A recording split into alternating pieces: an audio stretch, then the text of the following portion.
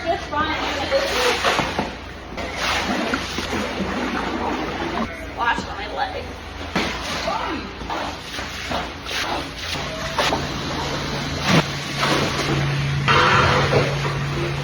I have a nice diarrhea trench right here that I have to push because it doesn't go out on its own. I have to use my muscles and push it with a nice scrape. And the diarrhea piece of wood. Well, okay, maybe I'll use a shovel. So once you get it going, pretty easy. But we gotta go! Oh! No,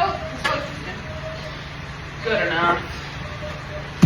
You know, when I first started dating my husband, this is not how I expected my life would go. I did not think this is how I would spend my mornings.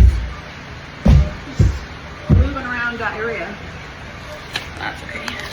Parlor is all washed. Now I just need to grab my tools.